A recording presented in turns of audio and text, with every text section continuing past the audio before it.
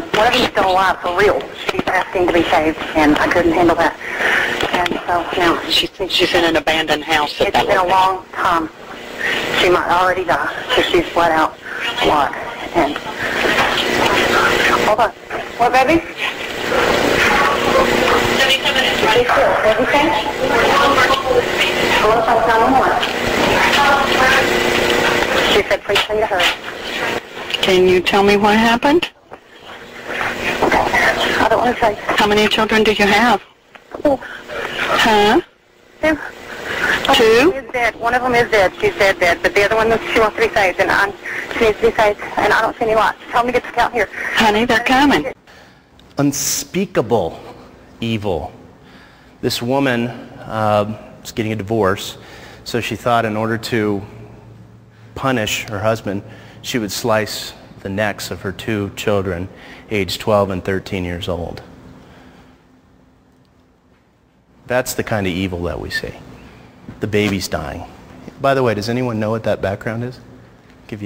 Ryan will give you $5 if you know what it is. That's the AIDS virus, so I figured that'd be an appropriate background. Unspeakable evil that we do to one another.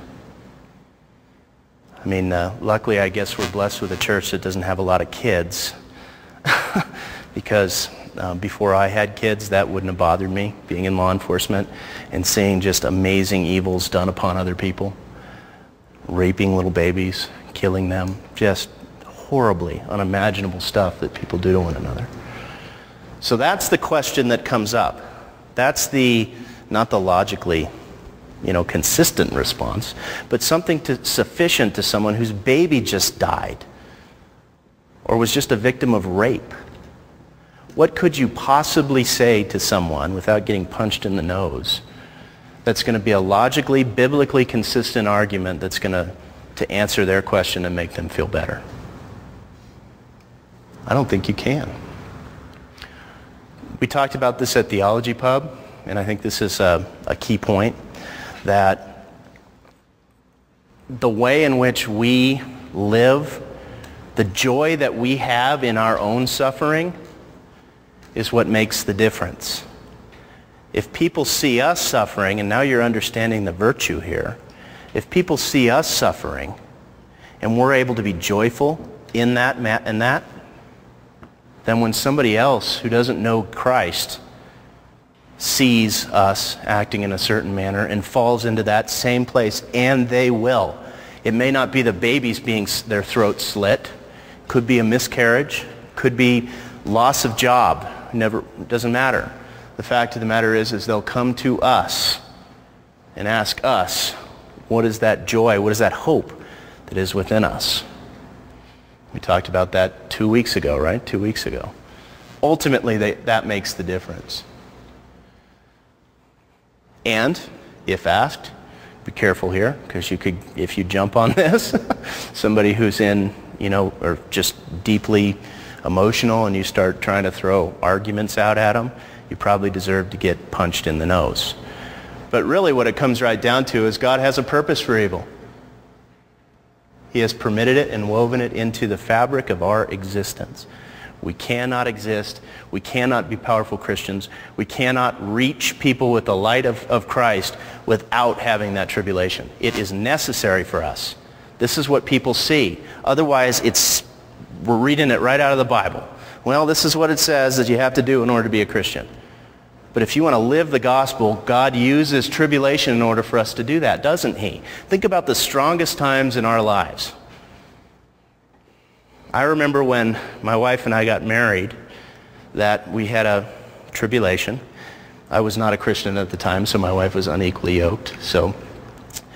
And I promised God that if he got me out of this situation, that I would become a Christian. He got me out of that situation. And I did not become a Christian. I continued to curse God for another 7 years before he finally reached me. It's the trials that makes us stronger.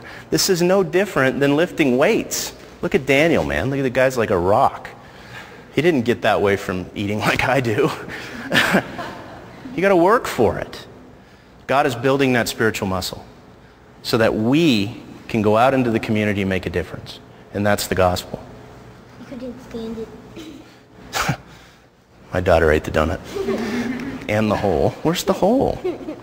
So, this is not the whole story, is it?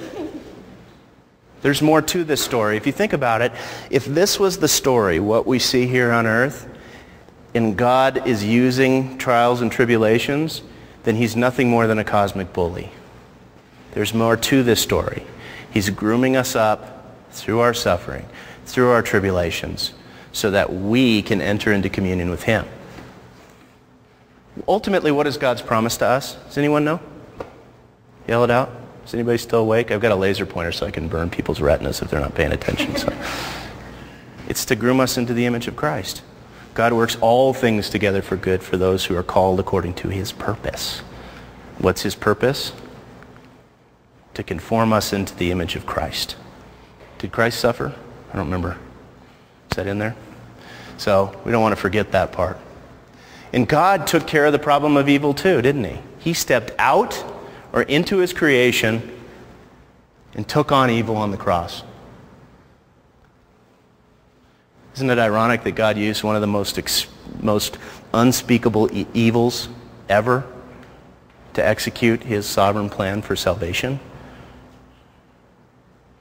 I mean, he went through a bad time there. Try to clean it up for kiddos in the room. He used evil to execute his plan of redemption. But you see what I'm doing here? I'm giving plausible explanations, biblical explanations as to how God uses evil. But the question that the atheist is going to ask is, well, why? Couldn't have he done it some other way? And that's not a question we can answer because we don't have the mind of God. All we can see is that there are logical reasons why God used evil.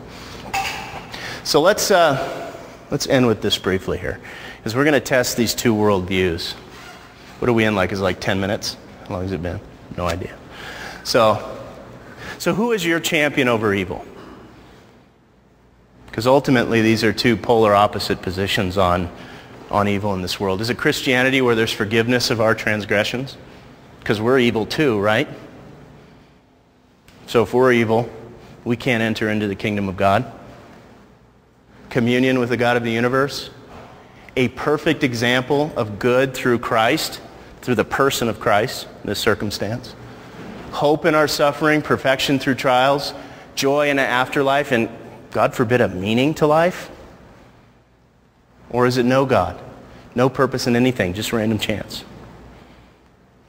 No forgiveness, just guilt. Because the fact of the matter is that atheists feel just as guilty as Christian does. You know why we feel guilty? Because we are guilty. That's why. That's the answer. A perfect example of survival of the fittest. The one who has the biggest guns makes the rules. Hitler is the champion for atheism. Wouldn't the world be a better place if we just eradicated Christians from this earth? We have all these little Hitlers running around saying, hey, whatever you want to do, I've got the bigger guns. Must be me. No hope for a better life. Now, you might be able to improve your circumstances a bit, but you'll never be as good as you could be. No joy outside of material possessions. You want to feel better about yourself? Go get a Mercedes. Because that's all there is. We're just a bunch of blobs running around. All these atoms that came together to create Daniel. Sorry. You shouldn't have shown up. So, and absolutely no meaning whatsoever. We have no meaning. So let me ask you this. I mean, do you see the point here? Do you see how there's two different ways of handling this? The second portion is really more about love. We need to love one another. We need to use our tribulations and have joy in them so that we can help to reach people with the gospel of Christ.